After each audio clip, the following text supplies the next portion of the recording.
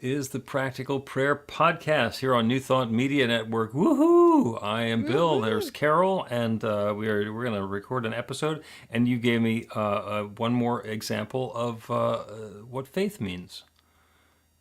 Okay, what is 'Cause that? I knew you were coming along, but you weren't Yeah. here at the time that I clicked the go button. It's like something's going to happen. Something's going to happen. The something is that she's going to show. Well, I know she's going to show. Yeah. There was the faith, Yeah, and up you showed.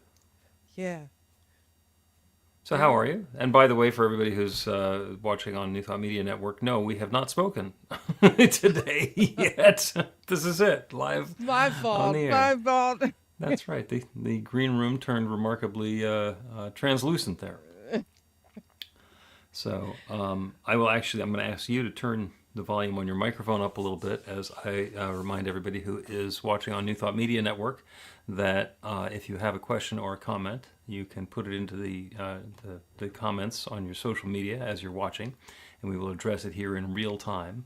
And if you're watching the recording, then you can go to bethelight.com, be-the-light.com.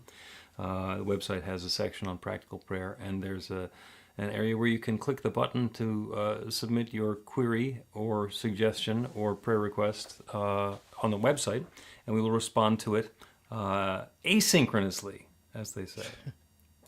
Okay, so how's that? Is that better? That sounds good. I think that's sounding just fine. I don't think I have any more space to turn it up. I don't There you know. go. That's it. That's it. Okay. Just don't get too excited then. It has been gorgeous springtime weather. Oh, can't believe it. I was out in it too. I Yeah, just went. Saturday especially. Saturday was 80 degrees here in the Philly Yes. area. And the invitation to overdo the yard work. Ow.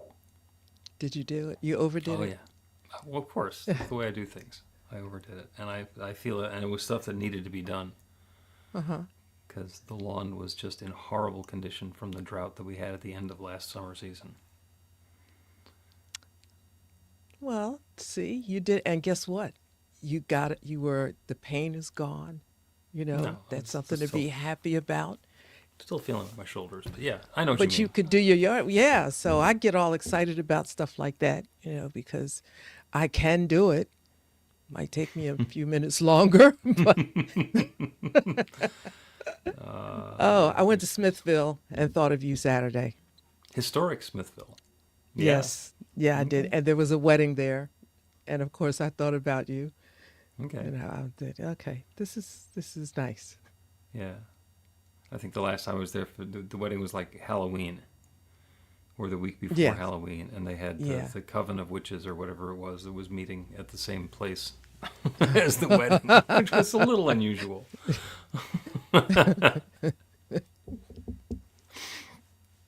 So we have a topic for the Practical Prayer Podcast for today. Yes, a very practical topic. And I think that sometimes I think about going back to basics. So anyway, the topic is meditation. Okay. And yeah, that seems to cause a considerable amount of heartburn for people who who are not accustomed to that practice. And it can be intimidating so I just thought, since you are like the expert at this, because you Oh, jeez. no, really, you've got to world's be the in trouble expert because now what? At least you're the expert in your area. Okay, how about that? Because Okay. you've been doing it for a lot of years and several times a day. And that makes you an influencer, like it or not. Okay. Right? All Okay. right. So that's it. Well, now I'm intrigued. So let us start the episode. And by the way, what we're going to do is we're going to record an episode of the Practical Prayer Podcast now. This is episode number 193. And I say that because, let me see, 192. It is the beginning of season 16. No, it's the end. It's the beginning of season 17. It's our 17th 12-week season. Wow. Dang. That is impressive. People are That's sometimes impressive. impressed with longevity and determination. And it could be stubbornness or forgetting, not knowing when to quit. Well, yeah, but on a high note, on a really positive side, it's about discipline. It really is. Even though, I mean, it takes discipline to do something consistently, and then True. to, you know, it- we could talk about discipline another time, but I think that's worth of mentioning because I think so much of life will not work for you if you don't have discipline, I go with that. at least a little bit. All right. Well, let's go ahead and start the podcast episode and see what unfolds. Okay. A practical prayer is a prayer that works. These discussions between Reverend Bill Marchiony and Carol Lawrence dive into the details of how it works and how to work it. Reverend Bill is a New Thought minister and the author of Practical Prayer for Real Results. Your new life begins with a new thought. Carol Lawrence is on a spiritual quest, finding the New Thought teaching after decades on the pulpit in 3 different traditional denominations. I've got some questions. Together, they're exploring the philosophy and activities that come together from many of the world's religions to create the practical spirituality that is New Thought.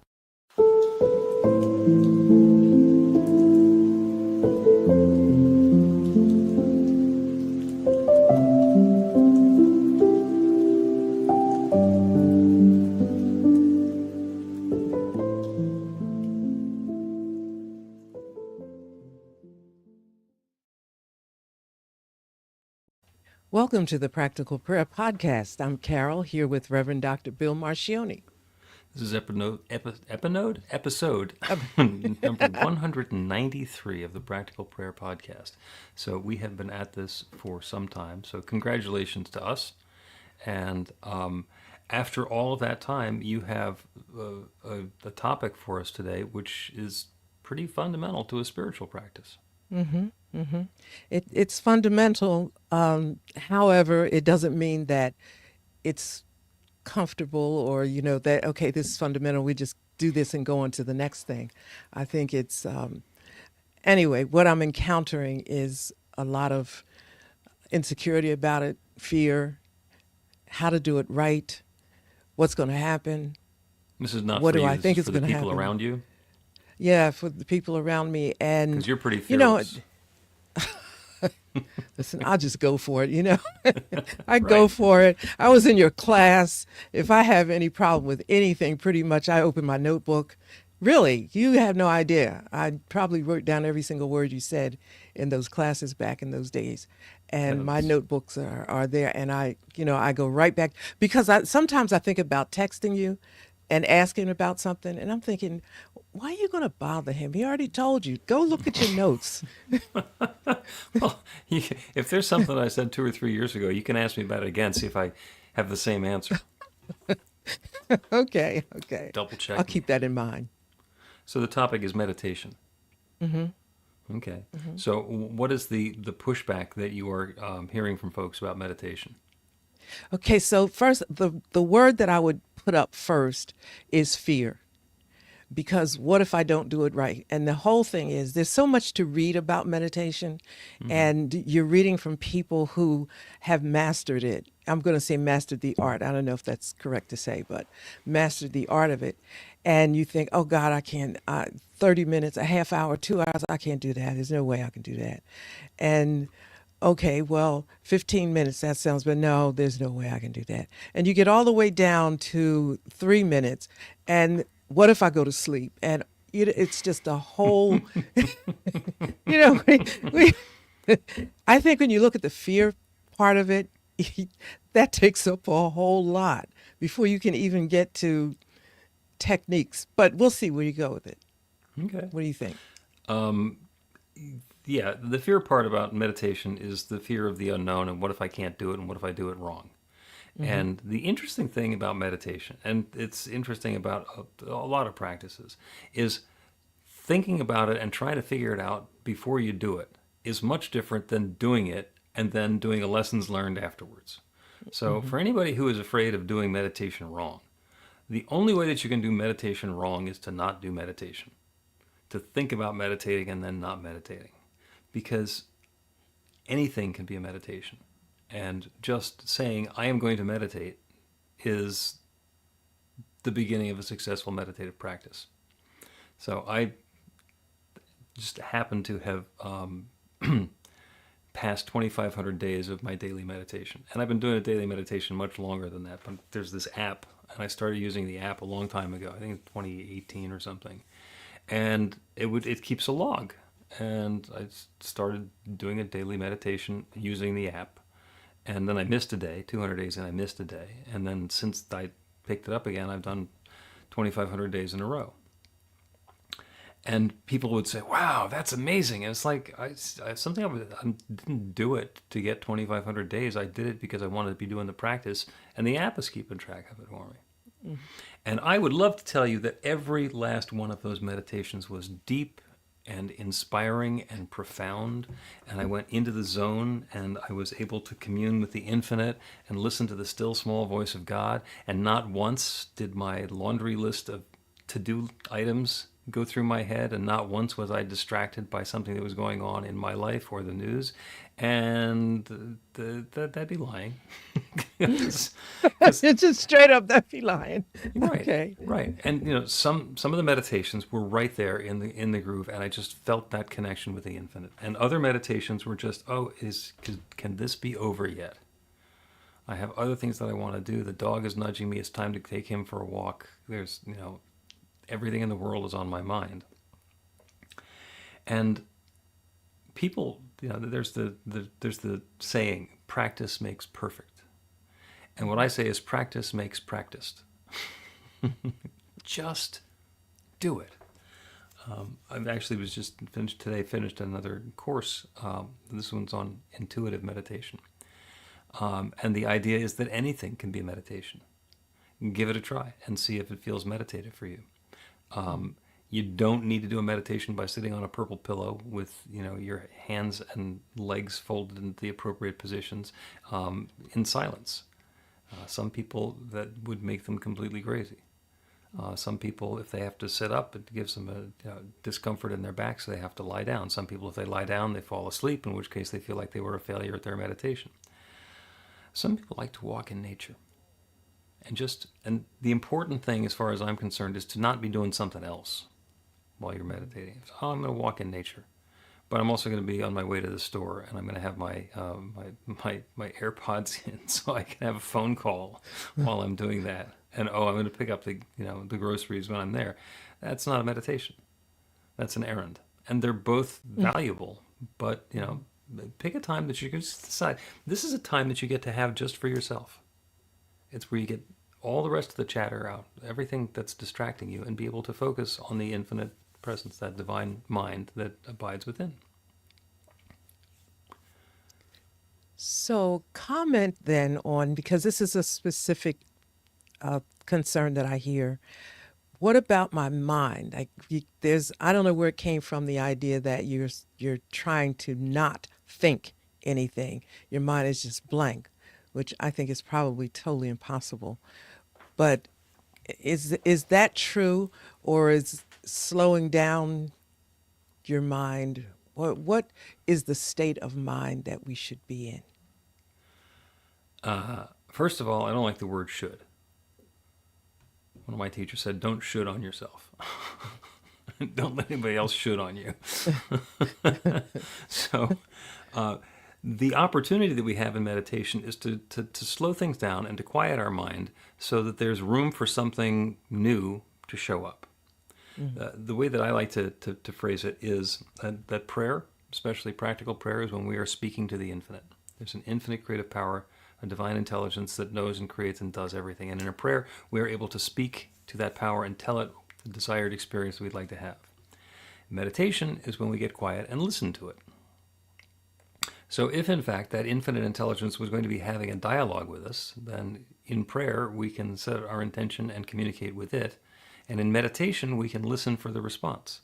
Because wouldn't it be just so foolish to have the infinite creative power that creates everything, that creates everything that does exist, that ever has existed, and is currently creating everything that is coming into being now, to have it speaking to us and be so busy doing something else that we don't hear it.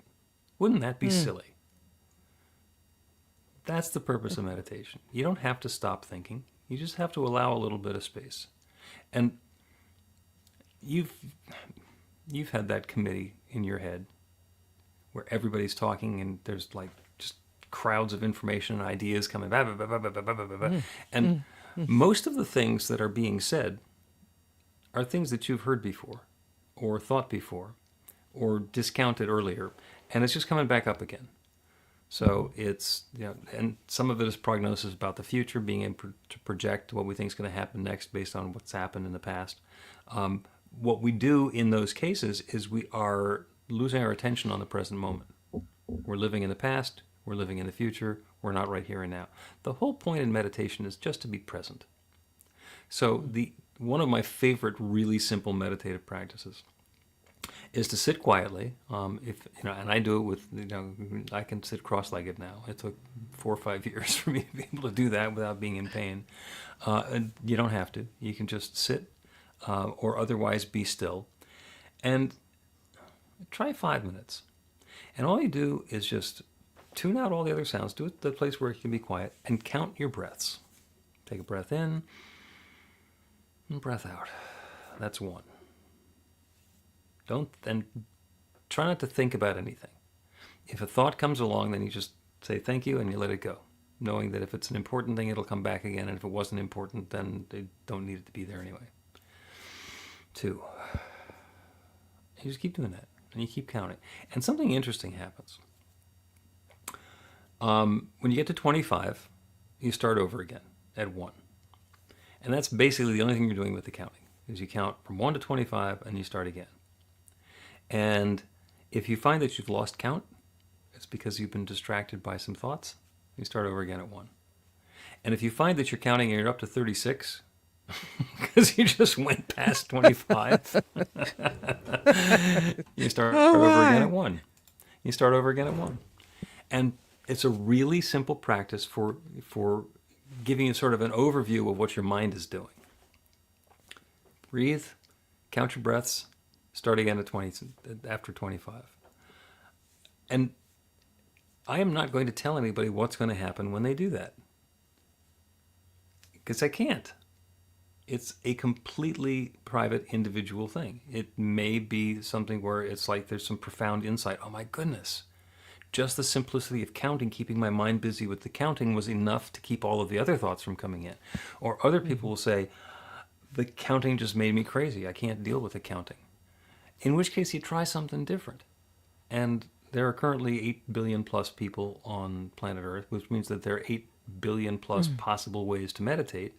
And having somebody tell you this is the way that you have to do it, or that's the way that you do it, and if you're doing it any other way, then it's wrong, it's a load of nonsense. The idea in meditation is to open a space so that we can have a dialogue with the infinite. If the still small voice says something, we'll actually hear it. Well, that's a relief, I'm sure. Okay. Guys, I think about when I listened, I listened to you in your class, and then, of course, I'm reading a whole bunch of stuff, and I was going to do this, and I was thoroughly exhausted when it got to the listening part, the quieting part, because it's so many breathing techniques, like you breathe in 4, you hold 4, you let it out 5, and then you hold it, and I was doing that. I can't tell you how confusing that was for me, especially when I got to the one where I thought it was, you did the square and then you do something else. Right. I'm dyslexic. So so going up one side, down the other, it never was the same. It's a different side, yeah. It was a different side. So, yeah, I just wanted to hear you talk about it in a practical way, in a simplistic way. I'm sure that maybe there's some mega deep ways that happen somewhere along life's journey in this. I don't know. But it just seemed to be overcomplicated Yeah. With the things that you have to do and how you have to breathe. And one person I was following a video, and it said, hold your left nostril. And I'm thinking, okay, again, I'm dyslexic, right? So I'm thinking, did I get the right one? Okay, wait a minute. Yeah. So, And that's yeah. Ayurvedic breath work, where you breathe in through one nostril and then you breathe out through the other nostril and then go back and forth. And some people find that to be to bringing them right into the zone. When I do that, because I wind up just feeling the fingerprint on my forehead. And it's not that there's anything wrong with it. It's just that that's something that I can do and I don't necessarily need to do. There's some other really cool breathwork exercises that are possible. Something that's particularly fascinating is you breathe really heavily, deep in, deep out, for like 2 minutes. Then you breathe out completely and you hold your breath. And you just wait. Until you faint. Well, you don't faint. You shouldn't faint. Most people won't faint. If you hold your breath in, you might faint. But anyway, the interesting thing is how long you can go without taking another breath. And it's usually people find that to be fascinating because it's learning something about our body that goes against an assumption, something we thought we had always known about our body. And what we're looking for in a meditative practice is something different. The thoughts that we're getting away from are the thoughts that just constantly run around the squirrel cage in our mind. We want to be able to give ourselves some space from those instead of doing what we've always done, to be able to try something new and make a space for something different. Because when something new shows up, that can be an inspiration. Oh, I've never thought of that before. I've never done this before. And then see. It might be great. You might say, I've never done this before. I don't like it. I'm not going to do it again. That's fine too. That would be difficult because you meet the subject of meditation everywhere. It's just everywhere. And I was invited to do something about a year ago, and they said, "Oh, we would just love for you to lead us in the opening meditation." And I'm thinking, oh God, first thing I thought was like, I don't do this. But, I thought, okay. And I agonized over it because the person was terribly sweet. And you just don't say no. You say yes, because I assumed this was, spirit, whatever. And I said, okay. And I remember thinking, all right, now, spirit, you got me into this. What am I supposed to do here? Because I don't do this. And I was really honestly stressed because I knew that everybody on there, at least I thought, everybody there knew how to do it. And here comes the rookie who's doing the big opening, and I'm going to screw this up and just fade into oblivion. I just took the whole thing crazy. and I just decided to just do what it was for me, and it worked out really, really exceptionally well, and everybody liked it. But I think what I'm asking you is, for everybody, is it okay to do it your way? Absolutely. Do it your way. And after you do it 2,500 times, your way will be different than the way you started out doing it, and definitely be different than the way somebody told you to do it to begin with. Because we iterate. We evaluate what's happened, and we iterate, and we try something new. And that's perfectly okay. And what we're looking for is the feeling of having meditated, rather than the practice of meditating. We want to come out of the meditation and say, this has been a wonderful use of my time and a great meditation, rather than sitting there with a to-do list and saying, let me struggle through this. So I got a really quick gratitude meditation I'm going to explain, but let's take a break first. Learn to put practical prayer to work in your life. The steps are simple to learn and let you begin to get real results to create the life of your dreams immediately. Reverend Bill Marchiony's widely acclaimed book, Practical Prayer for Real Results, gives you a clear summary of the New Thought principles behind practical prayer and the series of easy-to-understand steps found in the most effective prayers from religions and spiritual practices all over the world and throughout history. Practical prayer is not a replacement for your religion or practice. It's a technique to make the work you do in consciousness even more effective. The book includes 40 prayers on various topics that you can adapt as needed and use as your own. Practical Prayer for Real Results is available in paperback, Kindle, and audiobook on Amazon or at b-the-light.com. That's b-the-light.com. Welcome back to the Practical Prayer Podcast. I'm Carol, here with Reverend Dr. Bill Marchiony. We are talking about meditation today and the 8 billion ways that there currently are to meditate, which is one for each. Some people meditate the same way. Some people have been meditating exactly the same way for decades, and that's fine. And some people try different meditative techniques and practices and use one for a while and then cycle through a different one and do another one. And the right meditation for you is the one that works for you.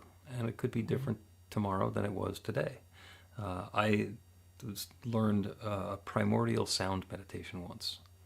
There is the belief that the sound, that the universe makes a noise, creates a sound in every moment. And by finding out what the sound was that the universe was making at the moment that you were born, you can then bring that into a meditation, and then that is a connecting, unifying, resonant chord. And I learned how to do that, and it's interesting, and I can do that, and I occasionally do that, but it's not like that's the only meditation that I ever do. I said before the break that we would do a really quick gratitude exercise, and a lot of the ministers and folks who I've been hanging around with lately, when they do a prayer, they just start by going to gratitude. So for everybody who's listening to the podcast now, I just bring your attention to gratitude, a space of gratitude for all of the good that has shown up in your life, all the good that's showing up now, everything that has brought this goodness about. Like, go to the details of why it happened or how it happened or the meaning behind it. Just feel that feeling of gratitude for all of the good that's shown up in your life. Take a deep breath and breathe into that feeling of gratitude. And breathe out and release attention to details. Just be present to that gratefulness. And it's that easy. It's that easy to turn away from the distractions and the busyness and be present to something different. And gratitude is a wonderful one, because gratitude is something that we can feel, and it's something that's bigger than us. I'm grateful because I did that. No, I'm grateful because something happened for me. I did something and then something happened, and I'm grateful for what happened. So gratitude, in a lot of cases, takes us beyond ourselves. All right, 8 billion to go.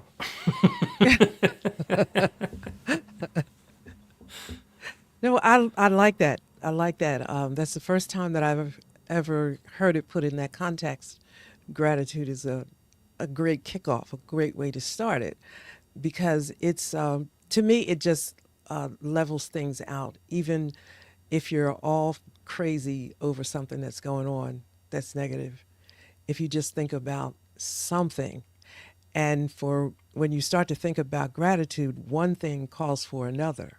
Mm-hmm. And that alone, I don't know if that's an entryway into meditation. You'd have to say whether that is or not, but it certainly brings me to a space where there's no room for anything else.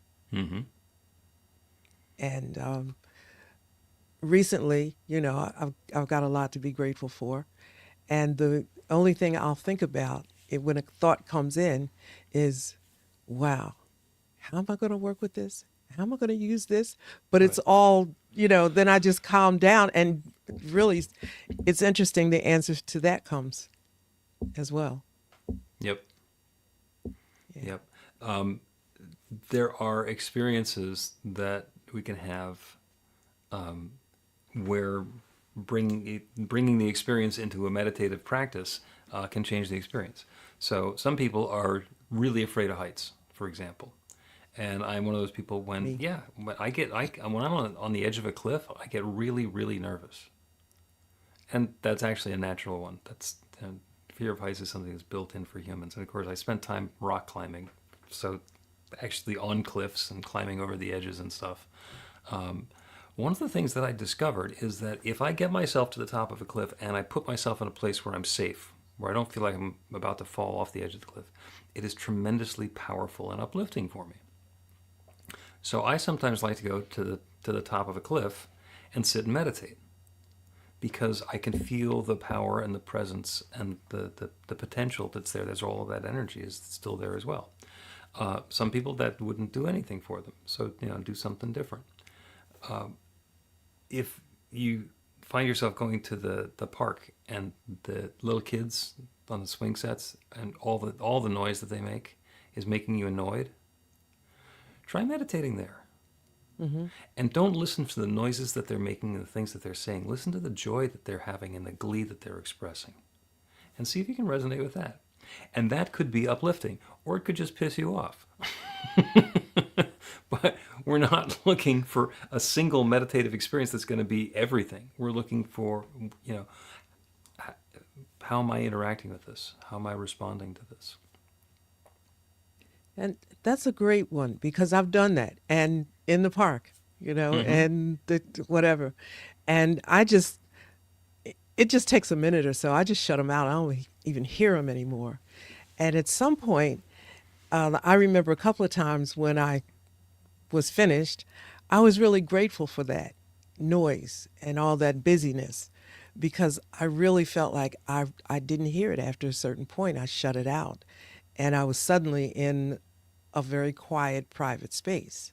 So it could work all kinds of ways for you, I suppose. Mm-hmm. Yeah. And just do it. Just give it a try. If there are people, and my dad used to say, I can't meditate. And this was so long ago that I didn't try and talk him into it. It's like, okay, you can't meditate, fine. And, and for him, it was because his brain was going really fast, and he was really used to that, and he liked figuring stuff out. And when we're meditating, we are not figuring anything out. We are letting go of everything that we already thought we knew and looking for some new perspective or awareness. I had an experience this morning. I do these the meditations. They're like a dozen times a week.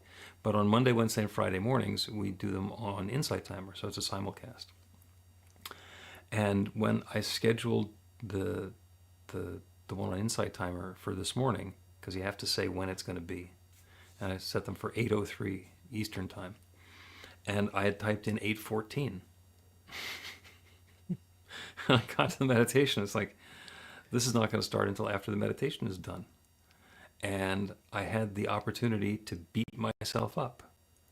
And then I realized that I didn't have to do that. This is something that has happened, and you can't change it. You gotta lock it in 2 days ahead of time. So, it was the opportunity to surrender the way that I would normally want to beat myself up for that. And I told the people who were on the meditation, the live meditation on Zoom, what had happened, and we turned that into the meditation.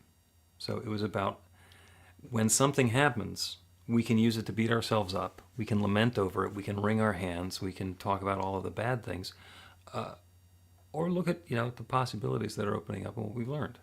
So now I know to double check the time. There's a little button that says, "Are you sure?" So I should be sure. I should double check myself. And I gotten the date wrong once before, so now I know to check the date and the time. And then other things occurred to me, things that I, have learned, things that I know now that are part of my knowledge base. And I remember, how they came into being. And one of them was, don't wear flip-flops when you ride a bike. And yeah. I remember exactly the injury that caused me to learn that. And I was able to be gentle with myself. And those are the sorts of things. If I had just thought about, injuring myself when riding my bicycle with flip-flops, and I did this when I was 12, I think. When we go back and revisit those things, we just have the same experience again, how stupid that was, and I wish that hadn't happened, and the pain of the moment, and all the rest of it. And yet, when we let go of that energy and open up to the bigger picture, there's something different that happens. Okay, well, I haven't had that injury in the intervening, I don't know, 60 years, 50 years. That's good. There's other things that came to mind that I had learned and I got to learn once, and now I've incorporated them. And when we take those experiences into meditation, instead of just the voices beating us up inside of our own heads, it leaves a little bit of space. Okay, maybe there is something good that happened here. Mm-hmm.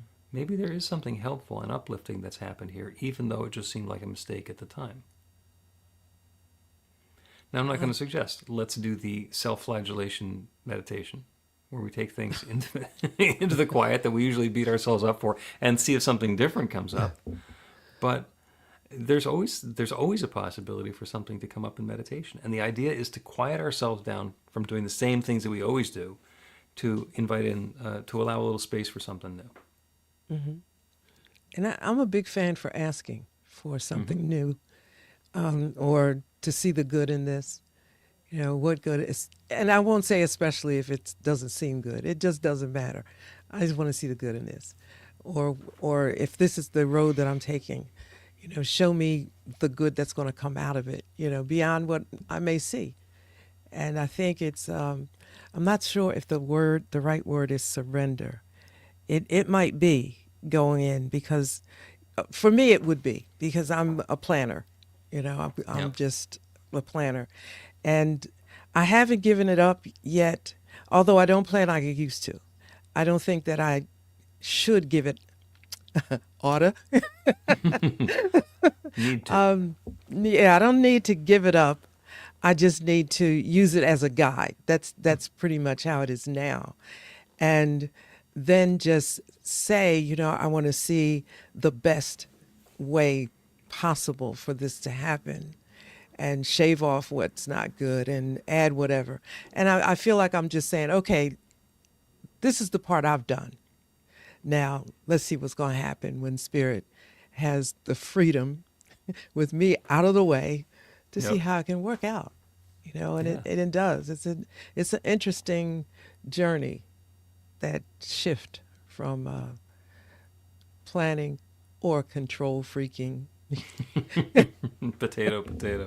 Yeah, you and I have similar backgrounds and perspectives on that, because we both have the ability to figure stuff out and put all the pieces together and micromanage it so that it comes together the way we want it to. And I have found lately that I'll get an idea. This is the thing that I want to do, and then I'll just kind of start letting it happen.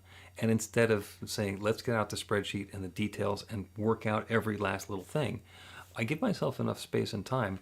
And what happens is, sometimes in meditation, sometimes as I'm just doing other things, something comes to mind. Oh, if we're doing this over here and we want to do that over there, then we're going to have to find a way for these to fit together. And this isn't a matter of me micromanaging it. This is a matter of the pieces sort of fitting together and something being handed to me. So it's much less work. Mm-hmm. It is. To your point there, I was, my favorite store is Home Depot. I can go in there and stay for hours. It's just ridiculous. And any aisle put me in, I'm happy. And so I went for one thing. Obviously, I got in there and got carried away. And, and so here's that mind of mine. You reminded me when you said we could do things. And I got an idea, and I just put the whole thing together by going up and down my basket. The project was done. When I got finished, I grabbed a guy, with the apron, and said, "This is what I'm doing. Check this basket. Make sure I got everything I need." He looked at me. He said, "Ma'am, you ought to be wearing this because it's all it's all done." But the funny thing was, though, when I got home, I thought, do I really want to do this? Do I really want to do this? So a good, meditation along the way, or conversations, because I don't know if you said don't meditate while you're in the supermarket or whatever, but I kind of feel like, can you do that? Because I really needed some intervention. Mm-hmm. You can meditate while you're in the supermarket, but not if you're simultaneously figuring out how you're going to cook a new recipe. It uses two different parts of either your mind or your spirit. Mm-hmm. So it's possible to make a trip to the supermarket be meditative as long as you know everything that you're going to get, and it's the same sort of trip that you often do, because then instead of worrying, Oh, okay. is this the right jar of mayonnaise to get? Yeah, yeah. All of that stuff is taken care of, and then you can be present and notice the other people who are in the supermarket and see, where what they've rearranged in the aisles that you used to be able to find, and now you can't. So it's one of my favorite things. I go to Trader Joe's and they say, "Did you find everything?" And I said, "You tried to hide it again." But yeah, I found it. I think you're right about that, though, because when I got to my car, I had to laugh at myself because I had a 41-pound bag of marble, broken marble. That was nowhere on the list. So being present would have certainly avoided that.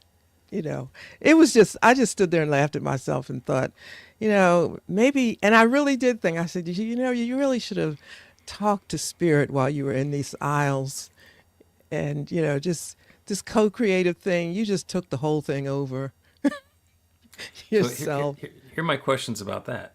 Did you do the project? It's on the way. Yeah, Okay. I'm doing it. Yeah. Okay. Do you find that you have leftover parts that it turns out you didn't need for the project? I don't think so. I think there's a slight chance I might have to go back for a little bit more, but I doubt it. I think I hit it on the nose. It's just that it wasn't planned right. I didn't have to do it when I did it. Right. No, I I'm not completely flogging understand. myself, but sometimes I'm trying to practice the presence of God. That Brother Lawrence book I read several times, Practice the Presence of God. I think that in a way can be thought of as meditation, on the spot. Yeah. And keep a little money in your pocket if you do that when you're in stores. Yeah. Yeah, I had one of those because this was yard work weekend, and the first one of the season. And last summer, had a friend go over we went to Lowe's and got a whole bunch of edging stone because I wanted to put them around my front sidewalk, the entryway to the house. And finally, after months and months of these stones sitting at the end of the driveway, I put them in around the entryway, and I had 6 left. And they've sat there all winter. The entire winter. And I knew what I was going to do with them.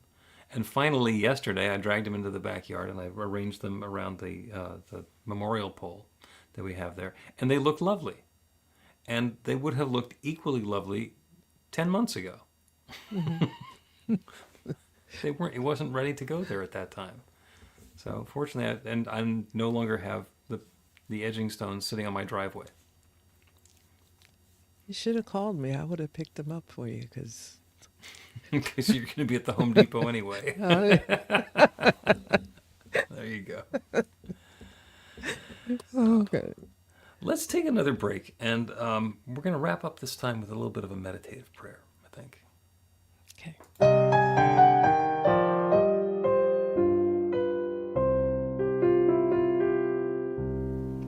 Are you ready to get results? Now, that's not a rhetorical question. Are you ready to get results? RUR2GR.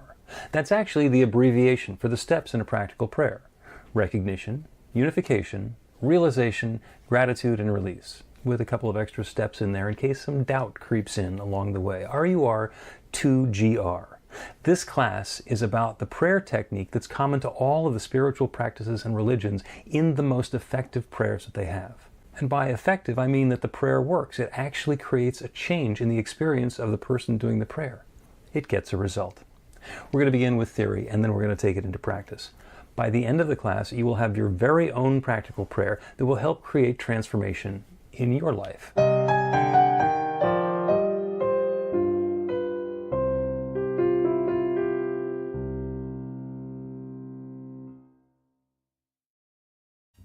Welcome back to the Practical Prayer Podcast. I'm Carol, here with Reverend Dr. Bill Marchiony. A delightful conversation about meditation. And again, the reminder that some people are afraid that they're going to get it wrong and they're not going to do it properly, and then it's somehow going to undermine the effectiveness of the universe or something. What is it that people are worried about if they get it wrong? It's not going to work. It's just the universe probably doesn't get the right message, or, there's just a lot of fears. Okay. Well, in that case, this prayer is about getting meditation just exactly right. And this will take advantage of the partnership that we have with the infinite creative power that creates everything. Because as we say in practical prayer, the first step is to turn our awareness to the divine power and presence, that creative source that shares itself as everything. It's God, it's nature, it's the Big Bang, it's the divine. That divine presence that expresses itself everywhere as everything. And it's expressing itself right here and right now as me and as each of us, and it's everyone who is listening to this prayer. That infinite intelligence that knows all is the same intelligence with which we are thinking. So as we turn away from the situation and the circumstances that we've been in up until now and invite in something new, that divine intelligence is able to share something new with us. So we know in our heads that there are many, many different ways to meditate. And the way that we meditate could be different than the way somebody else meditates. We know that in our heads. But sometimes that gets in the way of us starting the practice of meditating. So the invitation now is to know that that infinite power, that divine presence, that one love that shares itself as everything, is now sharing, guiding, expressing, and unfolding an awareness of that next meditative practice to try for each of us. And it could be a hit and a home run, and it could be a step along the way, something where we learn, this is the right one for me now. This is something that I can take advantage of later. This is something that doesn't work for me at all. And to continue in that partnership of allowing ourselves to be open to that guidance, to know that the infinite is even now suggesting to each of us that next experience and expression of a meditative practice. And we'll start now with a deep breath. Breathe in, let yourself be filled. In the same way your breath is filling you, allow yourself to be inspired by that next divine idea. And then as you breathe out, let go of the breath and also let go of your attachment to your next experience being exactly what you thought it should be, that your next attempt at meditation needs to be exactly what you thought. Leave room and another deep breath in. Again, allow yourself to be inspired. Invite in that guidance, that wisdom, that knowing.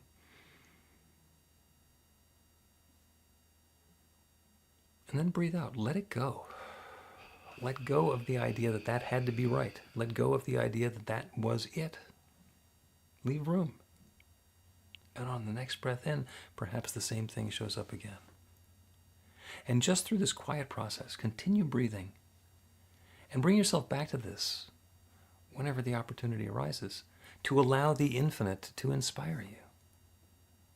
And we know that that infinite creative power, that one divine presence, that one limitless love, is sharing itself as each of us, and it is fully well prepared and sharing itself and its wisdom and its insight as to the meditative practice that resonates for each of us. And that goodness is unfolding now for each of us in our own way, and I'm so grateful for it. I'm grateful for the way that it shows up. I'm grateful for the insights and the inspirations. And I'm grateful for the stories that we get to tell about exactly how productive and helpful and inspiring this process is. And so with gratitude for all this good, I speak this word and release it into the creative law that creates everything. And I know it is now creating this. And I let it be. And so it is. The Practical Prayer Podcast with Reverend Bill Marchiony and Carol Lawrence is a production of BeTheLight.com. be-the-light.com. Where you can find more information about practical prayer for real results. Our theme is by Music of Wisdom. You can learn about the spiritual community of New Thought Philadelphia with daily guided meditations, weekly celebrations of spirit, and Reverend Bill's classes in practical spirituality at newthoughtphilly.org.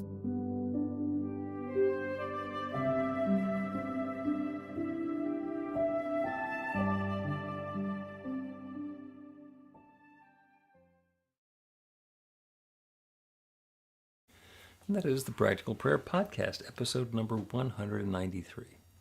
Thank you, Carol. My pleasure. See, you come up with a basic fundamental topic, and we do a whole episode on it. I just thought that was the greatest thing. That was wonderful. We could go even further with it, but just doing that part was really good. Oliver. My dog is voting. heard He wants to repeat the episode too, I suppose. Talk about meditation for a second. I'm going to kick my dog out. Well, we talked as much as we could about it, but one thing I loved about our conversation is that there is no one way. It's you. It's however you want to do it, and that's the right way. There you go. You're back. I'm back, yes. The kids and the neighbors are walking down the street, and the dog is enthusiastic, and sometimes he starts barking, and I think this is going to ruin my meditation, and other times when I go to meditate, I leave the door open a crack so that if he wants my attention, he can get it, and then he leaves me alone. That, you know what, it's interesting because I've been thinking again. It comes around. I'm thinking about, do I get Sherlock now? This is your Great Dane? Yeah. And I have moments when I'm thinking, no way, I got too much to do. But then there's a lull, and I think, I could probably handle this right now. It might be nice. I could have a dog. It's only a 17-year commitment. It's, that's great, right? So... But here's the funny thing was the breeder that I chose 10, 12 years ago. We're still talking. She's in Ohio. And so everybody I ask, you want to take a road trip? Where? Ohio? No way, I'm not doing this. And these are my girlfriends that really will jump on a road trip in a minute till they find out where I want to go. So my husband, who's not a dog person, I never even dreamed of asking him. I'm just thinking me and my girlfriends are going to go, and we're not even going to get a dog. We're just going to go and have some fun. And my daughter says, well, now, Mom, we can make this road trip. I said, but no, what you're saying is, she said, there's no way we're coming back without a dog. Now, it'll be... She's got a mission. It'll be yours or mine, doesn't matter, but I think we ought to take this road trip. So it's beginning to get fun. Okay. Yeah. Okay. Hey, the dog has a name, so. Oh, yeah, his name has been Sherlock for years. Okay. There is another name that's out there, Emerson, and it's competing. And so what did my daughter say? Say, get two. Why struggle? Just get two. Yeah, my dog's name was almost Emerson. We were discussing various names that are possible, and his middle name is Quimby. Oh, my. So. Oh, that is so amazing. I didn't know that part. I knew the Oliver part, but I didn't know. Oliver Quimby is his name. That's so cool. And for anybody who's listening to the post show on New Thought Media Network, if you don't know who Quimby was, then you get to Google it, because I happen to know that you've already got an internet device at your disposal there. Let us wrap this up before we go past the hour and cross the streams over at the New Thought Media Network. Thank you, Carol. As always, thank you to the folks who are joining us on New Thought Media Network. The folks who are watching the replay, if you have a question or a comment or a suggestion, you can go to the website, bethelight.com, be-the-light.com, and we will take whatever you put in under advisement. And Carol, thank you as always. Great topic, great conversation. So much fun. See ya. Please help us say thank you to our organizational sponsors, including the Hefferland Foundation, Affiliated New Thought Network, International New Thought Alliance, Science of Mind Archives and Library Foundation, Center for Spiritual Living Denver, Center for Spiritual Living Midtown, New Thought Philadelphia, Planned Happiness Institute, Summit Center for Spiritual Living, One Heart Retreats, Center for Spiritual Living on the Lake, Unity Kitchener, Unity Spiritual Center Ottawa, Om Center for Spiritual Living, Satya Center, Begin Within Ministries, Center for Spiritual Living North Jersey, Unity of Savannah, and the Center for Spiritual Living Seattle, as well as all of our individual donors. Thank you for being part of the New Thought Media Network. Please like, share, and subscribe. New Thought Media Network, positively inspiring.